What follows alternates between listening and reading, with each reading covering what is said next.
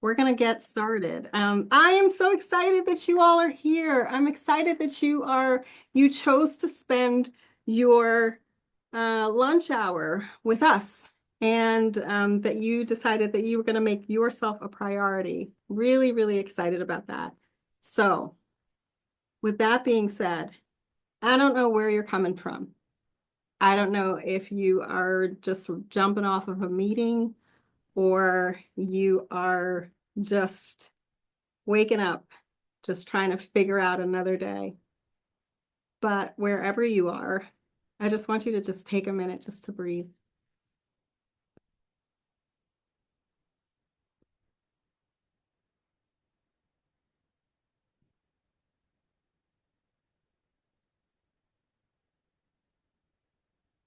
And just to be present here. I know that your brain could be going 50 miles an hour trying to do all of the things, trying to think about all of the things, trying to figure stuff out. But I just want you to be here.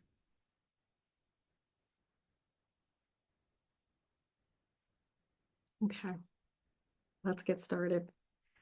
All right, so this is my question for you. I'm about to show you a couple of different images, and what I want you to do is to answer the question, which image best matches how you're feeling today, right? So throw it in text chat, and I'm going to start with the images now.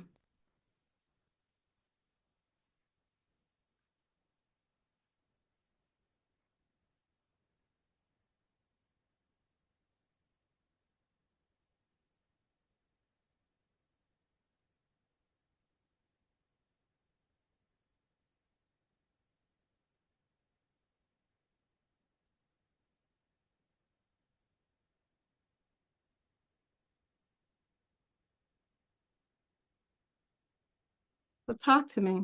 What image best describes where you are now? And give me a little bit of an explanation as to why. Can't wait to see what you guys have in text chat. Which image spoke to you?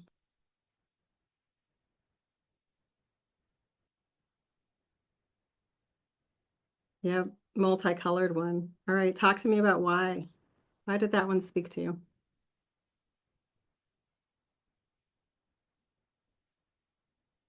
And anybody else? What else did you? Yeah, the lake. Yeah, roller coaster. Yep.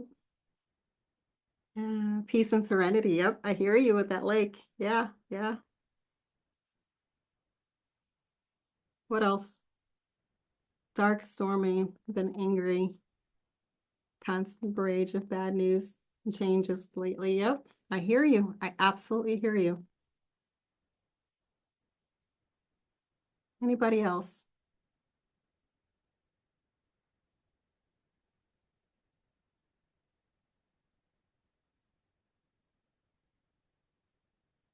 Okay. Somewhat discombobulated in the transition and decision making. I absolutely hear you. On the road moving forward, but the path ahead is a little unclear. Yep, get it. Absolutely, I get it. So let's talk a little bit about the stress cycle. And before we get there, you know us, we are your hosts, Carol Ann Donnelly, former IRS, and Kimberly Young. She did the amazing grief session last week, and she is from DCSA. So, here's where we are in the scheme of things. We are going to talk about completing the stress cycle today. And so that's kind of where we are. So hopefully, so this is where we're going. We are going to explore the impact of stress on both your brain and your body because there is absolutely an impact on both. We're going to describe what the stress cycle is because most people don't even know that there is a stress cycle and that it is important to complete it. Right? And we'll talk about that piece in a minute. And then we are going to talk about actionable things that you can do to actually complete the stress cycle. Completing it is essential, right? And we'll talk about why in a moment. So where, so when you feel stress, where do you feel it in your body? Where do you feel it in your body? And you can either take yourself off mute or put it in text chat, talk to me. When you feel stress, where do you feel it in your body?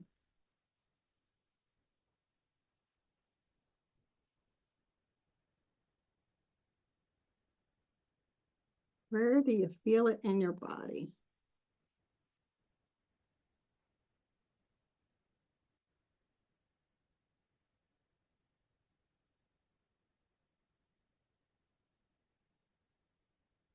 Okay.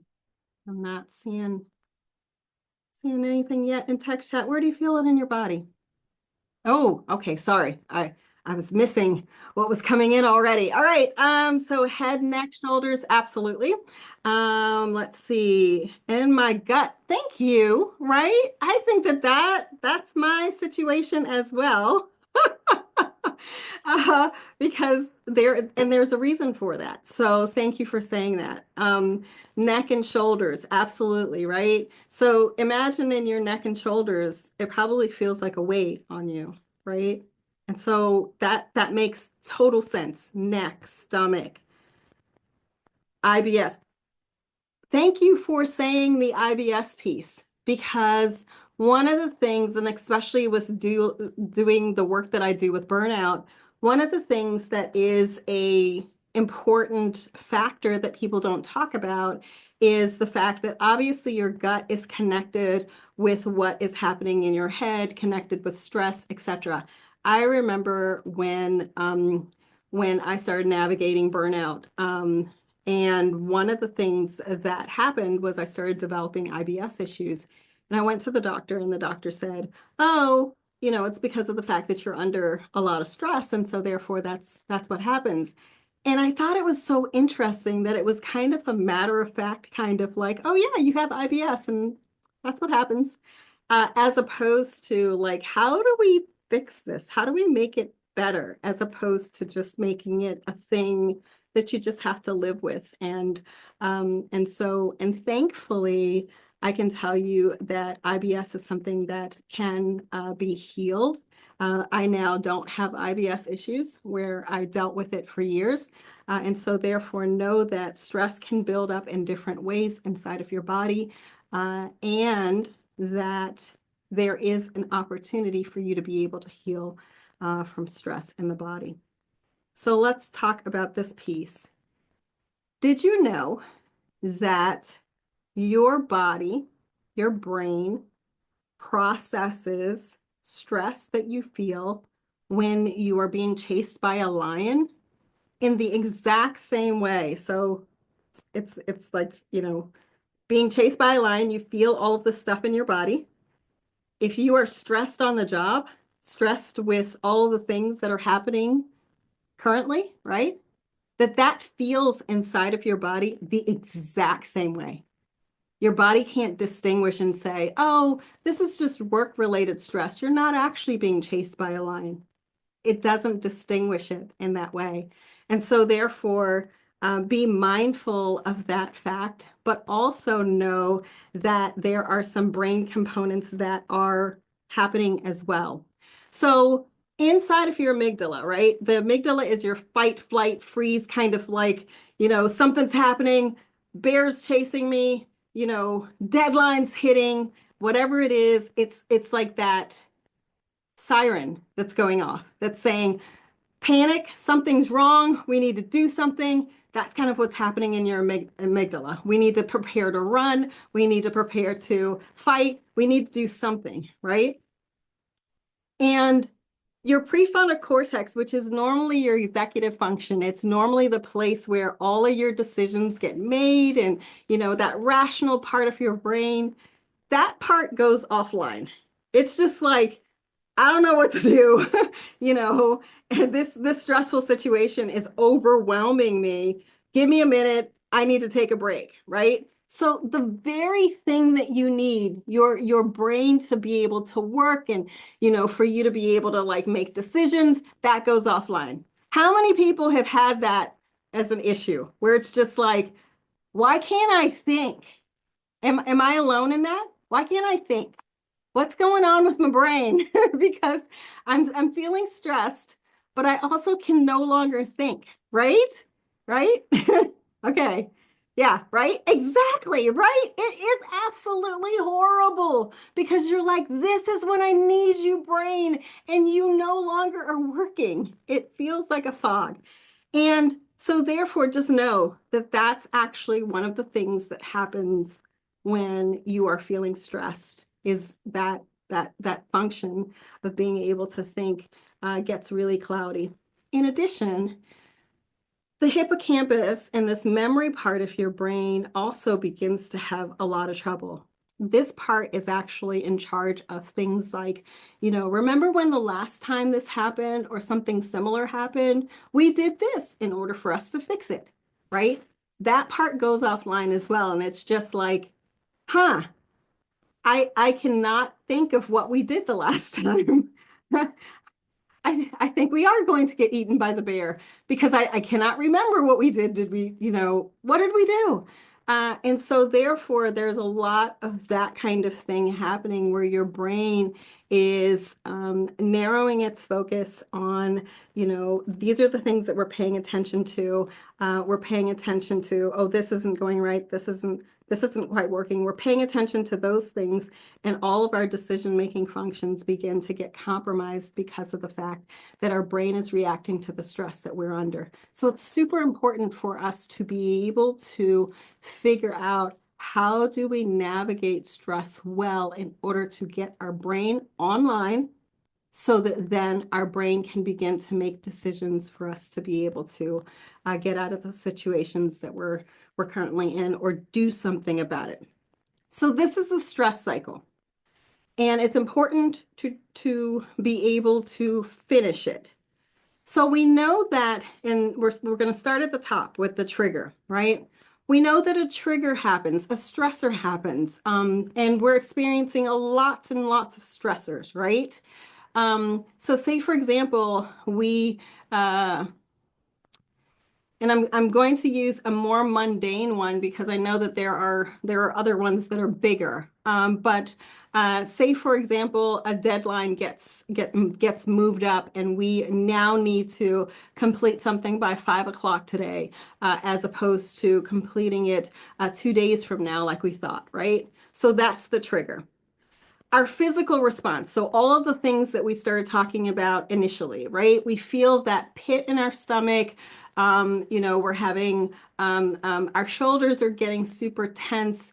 I call it pretzeling, right? Where, we're like contorting in our body to try to try to suppress some of the emotional response that we're having with regards to this deadline no longer being what it was supposed to be. So all of that stuff is kind of happening physically. And then obviously the things that we just talked about in the brain just begin to happen. Your brain begins to, go into fight, flight, or freeze. Your decision-making functions get offline. All of this stuff starts to happen. And normally, if we don't complete the cycle, we stay here, right? We stay with the physical response. We stay with the stuff going on in our brain. We stay with the churn of like, what's wrong with you? You need to get get it together. Like, all of that talk, the self-talk that begins to happen, as well as like feeling literally incapacitated to actually be able to respond in a efficient way to the thing that's just come up. We kind of like stay there, right? And we get stuck. Anybody else kind of have had that feeling of like that analysis paralysis where you're like wading through water and it feels like, what am I doing? Like I'm not making any progress on this thing that I've literally been working on for a while.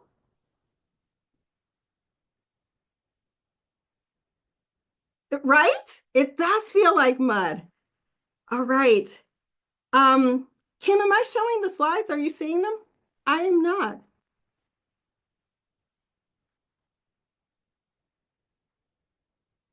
Okay.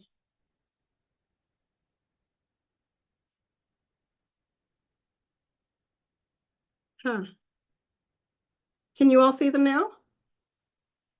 Okay, I am so sorry. So you weren't seeing any of that. Okay. Boo. Ew. Well, now you can see the stress cycle. And you can see that we start with the trigger. We start with the physical and emotional responses, like I mentioned. Then we talk about the body, mind, all of that stuff we talked about. Okay, so some people were able to see them and some people were not. Okay, that's completely fine. And we talked about that feeling of being stuck in the mud, like, what am I doing? All of that begins to happen. And sometimes if we stay there, right, then we're not completing the stress cycle. We kind of begin to bottle up all of that stress, all those feelings, all those emotions. We're trying to like get through it, but we're still feeling that paralysis and we're not able to make progress. In order to actually complete the stress cycle, right, we have to get to a place where we are putting the body into recovery mode. We're allowing the body to be able to kind of have the sense that like I can overcome this. I can do something about this. I can get my brain online so that then my brain is able to function and we can figure out what to do. It allows us to be able to have that feeling of I am capable, which you absolutely are. I am capable of handling whatever it is that I am currently facing, right? And if you hear nothing else that I say, you are capable of handling every single thing that you are facing, right? This is not your first rodeo. You've handled tough stuff before. And if we can get your brain back online, you will be able to figure this out too. So let's talk about how to get your brain back online. So these are some of the things. This is some tips on how to be able to complete the stress cycle. So, your brain is being hijacked, all of the things, you're feeling all of the emotions. And so physical affection is one of the ways that you can use to be able to get your brain back online. And it seems silly. It seems like, oh, really? But all of the research points to this. All of these things come from a book called Burnout, and I will put it in the resource. It's like Burnout, Completing the Stress Cycle, right? And so having a hug with a person that obviously you really care about, because it's going to be 20 seconds, where you are kind of standing, holding your own weight, right? So you're not leaning on them or anything like that, but instead you're holding your own weight, they're holding their own weight, and you are in an embrace for 20 seconds with them, right? You'll notice that in that embrace, both of your breath begins to regulate, right? And it's a co-regulation mechanism, right? Where you begin to help each other kind of calm down. And so that's kind of what happens in this 20-second hug. And then there's also a 6-second kiss. If you have a partner and you would like to kiss them, then that works as well. It really is this opportunity to be able to have the sense that I am not alone in this, right? And that I can embrace somebody while we are going through this. And so physical affection calms down our nervous system. Like I mentioned, that co-regulation where it's just like, I'm okay, we're okay, that kind of thing. I give my son a hug like daily, especially when I'm going through tough times. And it takes a little bit of vulnerability in a way to be able to ask for a hug and to be able to receive a hug in these moments when we're feeling a little bit hijacked or a lot hijacked. This helps us, again, as a thing we can do to complete the stress cycle. Another one, and I know that this is kind of one of those ones where people are like, really? Have you ever had a really good belly laugh? And one of those ones where literally you are toppled over and you feel like, holy cow, I didn't know that I could laugh this hard. In these moments when things are super stressful and super tense, we need to give ourselves permission and give ourselves grace to actually be able to laugh. Find a good movie, find your a funny comedian, find something that allows you to be able to laugh deeply. This is a restorative kind of thing for you, and it is okay to have moments of joy in the midst of all of this. It is okay to have moments of joy in the midst of all of this because of the fact that, again, it's another opportunity for us to be able to regulate. It allows us to shift ourselves. It allows us to shift from, all of the tension and all of the stress that we are feeling to another state. And therefore, again, it gets your brain back online and it allows you to be able to think. And that is what is going to be important. Has anyone ever kind of had one of those moments where they tried laughter in the midst of a really, really difficult situation and it worked? Would love, love, love to kind of hear people's thoughts. Have you ever experienced that? Let me see. I love this visual too, right? Oh.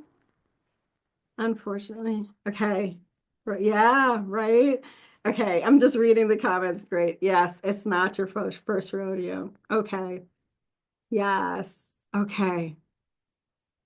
Okay. All right. So I want you to remember that I'm giving you permission. Give yourself permission to laugh in the midst of this. It will help you to be able to handle and navigate the stress. And more than anything, it allows you to be able to get your brain back online. So find a funny movie, find a great comedian, whatever you need to do, laugh. You notice that in our sessions, we start with this deep breathing thing. And for many of us, I in the IRS, I worked with a lot of revenue agents and those revenue agents, it was just like, that coaching stuff, that's that soft skills stuff. We don't do that. And just like this breathing stuff, it's just like, this breathing stuff, I do that to exist, but I don't need to do these deep breathings. And people dismiss breathing and breath work as kind of like, oh, that's that woo-woo kind of stuff.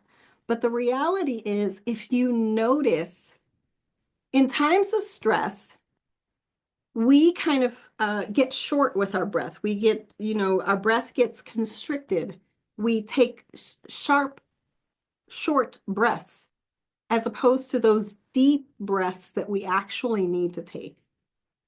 And the reason why that is important is because in breathing deeply, you are giving your brain the oxygen that it needs in order to, again, think. So even if you kind of feel like, that breathing stuff, it's kind of woo-woo, think of it instead as I'm going to give my brain lots of oxygen to deal with the thing that just showed up. And so therefore, take a moment to take some deep, slow breaths, especially during moments of stress. That is an opportunity to be able to do this. Kim actually did the box breathing last week. And then, Kim, can you do me a favor? Can you explain what the box breathing looked like? Because you did a really good job of kind of illustrating that. Yeah, so you take a deep breath and count for 4 seconds, and then you hold it for 4 seconds, and then you release it for 4 seconds. And you can increase it too. You can go longer, but you want to at least take a deep breath for at least 4 to 10 seconds if you can. You don't want to be, struggling for breath, but that's a good way. And it does, as Caroline mentioned, it really calms you down. If you notice, just taking a deep breath or even doing something tactile can help you and getting yourself calmed down. If you notice that you're getting elevated, just rub your hands together or trace your hand or take a deep breath. Yeah. And thank you for bringing that one up about rubbing your hands together, because I think that people often, and the breathing, the rubbing your hands together piece, what that does is it both signals to your brain, yes, that I'm giving my brain oxygen with the breath, but what the rubbing that the hands does for you is it kind of clues you back into be present in this moment, as opposed to just in your head. It kind of grounds you, like we talked about last week. It grounds you in the here and now, as opposed to all of the thinking that we do. So if you're in those moments where you're like, your brain is just spinning like that, start rubbing your hands together, rub your right? Your fingers together. Yeah, just like Kim is doing, where she's doing the, like, going between her fingers kind of thing. Anything that you can do to be able to tell yourself that I am here now. One of the things that you all don't see, but that I do literally every single time I'm doing a presentation, is I do presentations barefoot. Right? I do presentations barefoot and standing up. And it's because of the fact that it allows me to be able to calm my nervous system as I'm doing a thing. So if I get to a place where I'm feeling a little bit nervous about whatever it is that's happening, I just rub my feet against the floor. Nobody notices. Same thing with this work. Same thing with this work. Nobody has to know, but it's allowing you to calm yourself down. Creative expression. One of the things that I came to a realization about, so I've done executive coaching with all kinds of folks at different levels. And one of the things that I remember one executive saying to me in a session, and I was like, man, that's so good, was he was in a really, really hectic time. Lots of traveling happening, big moves were happening, lots of really stressful things were happening in the organization. And one of the things that he said was that he was a part of a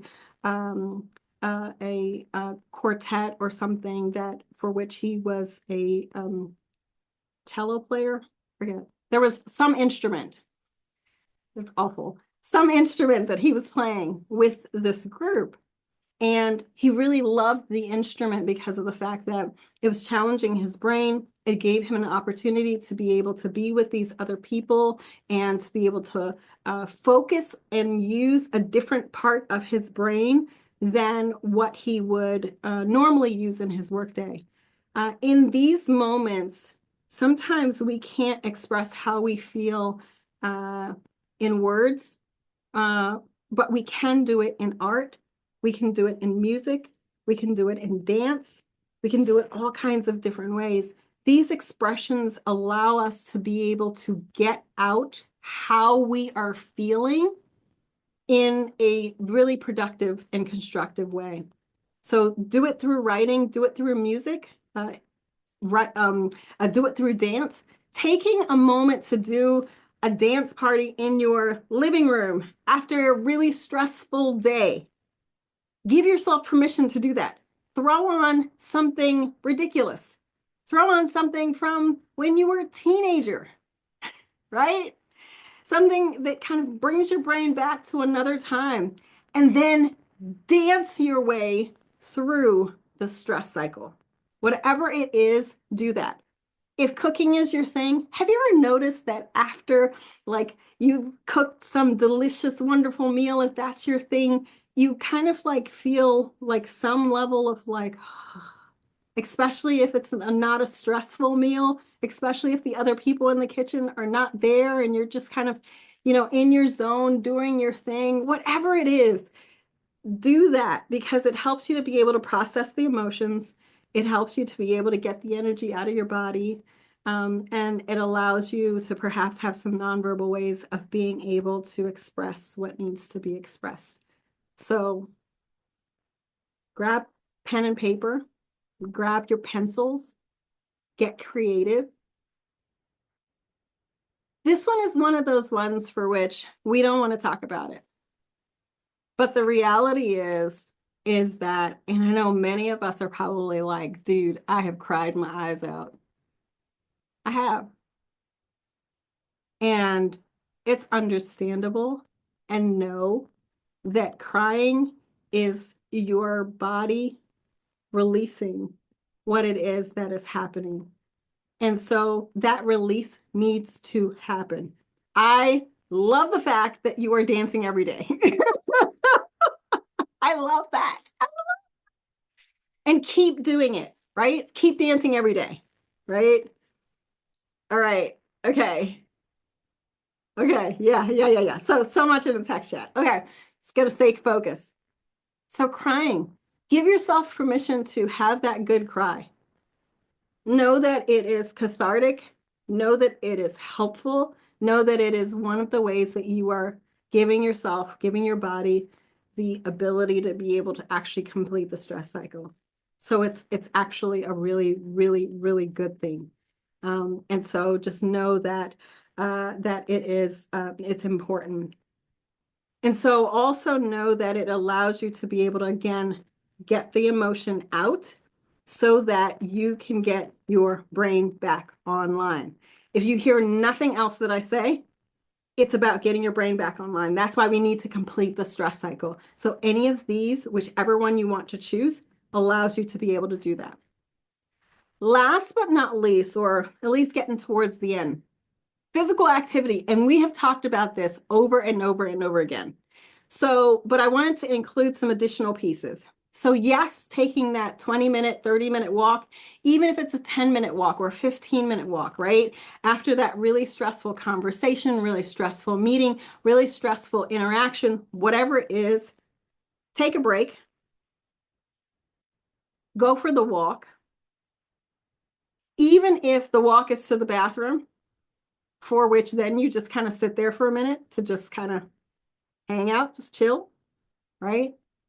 Taking the walk allows your body, again, an opportunity to be able to move, telling you that it's possible to move through this, right? So it's almost like a physical representation of like movement, that you're not stagnant. You don't have to stay here. That's what that does for you. I have discovered that this high impact exercise actually is really good. In moments when I was feeling extreme stress, and in moments when things were really challenging for me in different times in my life, I found that running and like that pounding of the like pavement, that something about the pounding was really helpful. That after a run, I was able to like feel like I was able to get it out. Now, being able to like lift heavier weights has actually been really super helpful. We know that as we age, right? So if you're in your 40s, 50s, 60s, 70s, I've even seen 80-year-olds, right? 80-year-olds picking up weight and being able to 90-year-olds actually, let me correct myself, being able to do those weights actually helps with your bones, helps with your all kinds of things, but more than anything, it also helps with your stress response. It allows you to be able to, again, kind of have this sense of being able to complete the fight, flight, or freeze. It allows you to be able to have that natural response like this was talking about, that allows your body to physically discharge the stress that it's feeling. And so those are the things that I would say I would recommend with regards to physical activity. You have to get it out. Positive social interaction. So this doesn't necessarily need to be with your BFFs. It could even be like being in a friendly exchange at the grocery store, being able to say hello to a stranger. Something about this activity of connecting with other human beings allows us to be able to know that the world isn't all bad. Knows allows us to know that there are kind, generous, beautiful human beings that are in the world. And whatever it is that we're experiencing in this one realm does not represent all of humanity, right? And so that's one of the things that I want you to think about is having those positive interactions. And in order for you to do that, you have to get out of your house. I don't know who I'm talking to, but if you've been in the house for a couple of days and haven't seen any other human beings, get out of the house. Go to the grocery store. Yes, even if you can't buy anything right now, go to the grocery store. Say hello to the clerk. Say hello to the people who are walking in. I don't care what you have to do. That's one of the things that I want you to do. Sometimes it's just that act of saying to yourself, I'm setting as a goal for myself that I'm getting out of the house once a day. I'm getting out of the house. I'm going to go see some other human being. That's what I want you to do. Yeah, it does. It absolutely helps to say hello to somebody else. It helps them too. So I love, love, love that. Yes. And it also, yes, all of the things, all of the things. It gives people an opportunity to be able to smile. You say hello first. Okay. Now we're getting towards the end. So in summary, stress isn't just in your head, it's in your body too. And so therefore your body needs to complete the stress cycle as well. Your body needs that opportunity to be able to release what's happening. And so therefore take the time to breathe, take the time to move, create, laugh, cry, connect with others. This is the way that we complete the stress cycle, right? Completing the stress cycle doesn't fix the problem, but it gives you the energy and the emotional space to actually deal with the challenges. Just like I said in the beginning of all of these sessions, we are not presenting magic wands because these situations don't have magic wands. But what we are doing is we are giving you practical tools that you can use in order for you to be able to navigate through these things well. And so you need to be able to complete you might need to complete the stress cycle multiple times a day. And so it's okay that in the morning, midday, 2 o'clock, 3 o'clock, you're picking one of these in order to be able to navigate through that day. That is completely and totally fine. And so give yourself the grace to be able to do that. As you know, we will be back next week with another Well-Fed Wednesday. We are going to be talking about shifting your focus and turning uncertainty into action. Because again, we recognize that when we're in fight, flight, or freeze, we kind of stay in freeze and we're not taking the actions that we need to.